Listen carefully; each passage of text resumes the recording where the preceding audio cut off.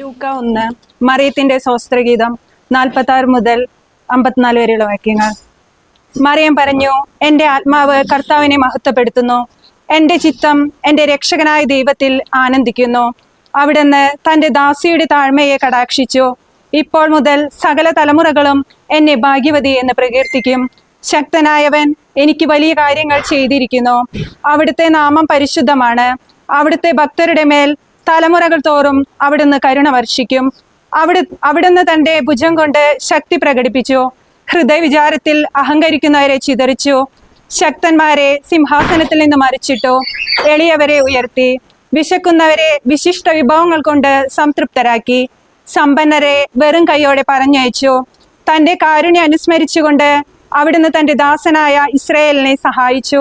നമ്മുടെ പിതാക്കന്മാരായ അബ്രാഹത്തോടും അവന്റെ സന്തതികളോടും എന്നേക്കുമായി ചെയ്ത വാഗ്ദാനം അനുസരിച്ച് തന്നെ മറിയ അവളുടെ കൂടെ 3 മാസത്തോളം താമസിച്ചു.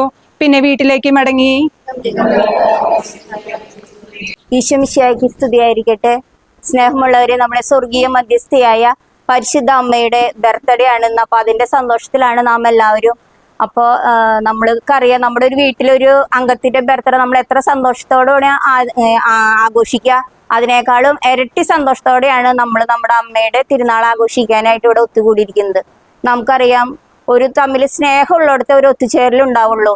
ഒത്തുചേരലുകൾ ഉണ്ടായാൽ മാത്രമേ അവിടെ സന്തോഷം നിലനിൽക്കൂ. ഇന്നത്തെ ഈ ഒരു കൊച്ചു മീറ്റിങ്ങിലേക്ക് കടന്നു വന്നിരിക്കുന്ന വികാരി അച്ഛനെ, ഇവിടെ കൂടിയിരിക്കുന്ന എല്ലാവരുടെയും പേരിൽ അച്ഛന്റെ ഭാഗത്തുനിന്ന് എല്ലാവിധ സപ്പോർട്ടും നമ്മുടെ ഈ പരിപാടിക്ക് ഈ ദിവസങ്ങളിലൊക്കെ ഉണ്ടായിരുന്നു. അപ്പൊ ഏറ്റവും സ്നേഹത്തോടെ നമ്മുടെ വികാരി അച്ഛനെ ഈ കൊച്ചു കൂട്ടായ്മയിലേക്ക് സ്വാഗതം ചെയ്യുന്നു. അടുത്തായിട്ട് നമ്മുടെ ഹോളി ക്രോസ് മഠത്തിലെ മദർ സിസ്റ്റർ ധന്യ എത്തിയിട്ടുണ്ട്.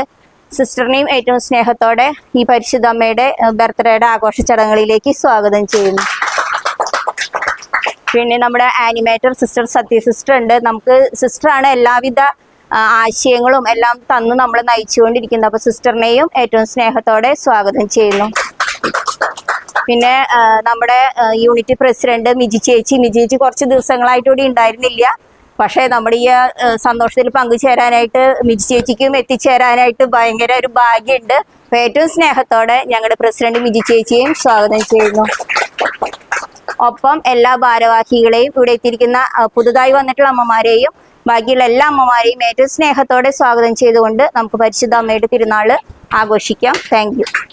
അപ്പം മാതാവിന്റെ പിറവി തിരുനാളിന്റെ മധുരതരമായ ആശംസകള് കേക്ക് കട്ട് ചെയ്തുകൊണ്ട് ഏവർക്കും നേരും.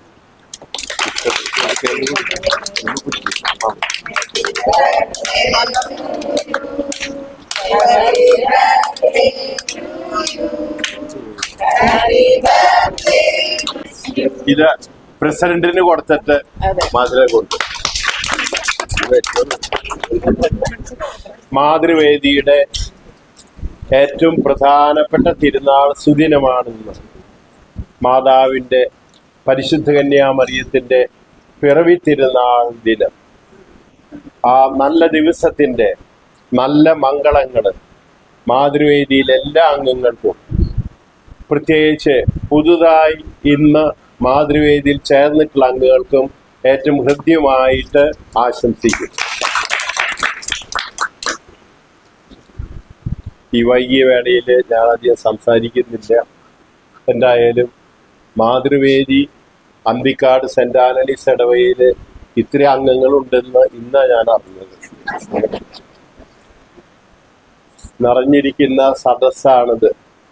അപ്പൊ എന്തായാലും എനിക്കൊരാഗ്രഹമുള്ളത്, ഇന്ന് കാണുന്നവരെ അടുത്ത മീറ്റിങ്ങിലും കാണാൻ ഇടവരട്ടെ.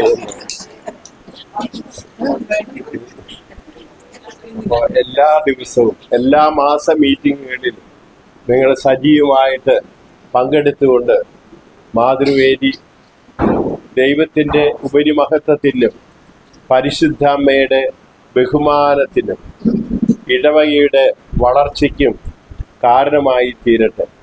അതോടൊപ്പം കുടുംബങ്ങളിലെ നിങ്ങൾ മാതൃക ദമ്പതികളായി, അമ്മമാരായി, കുടുംബനാഥമാരായി വളരുവാൻ നിങ്ങൾക്ക് ഇടവരട്ടെ എന്ന് ആശംസിച്ചുകൊണ്ട് എന്റെ വാക്കുകൾ ഉപസംഹരിക്കുന്നു. സ്നേഹം നിറഞ്ഞ വികാരിച്ച മാതൃസംഘ പ്രസിഡന്റ് കുട്ടി സത്യ, മറ്റ് ഭാരവാഹികളെ, മാതൃസംഘം അംഗങ്ങളെ, നമ്മുടെ മാതാവിന്റെ പിറവി തിരുനാളിന്റെ എല്ലാവിധ മംഗളങ്ങളും ആദ്യം നിങ്ങൾക്ക് ഞാൻ നേരുകയാണ്. കാരണം നിങ്ങൾ മാതാവിനോട് കൂടുതൽ ചേർന്നിരിക്കുന്നത് നോയമ്പ് 8 ദിവസത്തെ നോയമ്പ് എടുത്ത് അത് ഉപവാസത്തിലൂടെ ഇരിക്കുന്ന ഈ അമ്മമാരെ മാതാവ് അനുഗ്രഹിക്കാതിരിക്കുകയില്ല.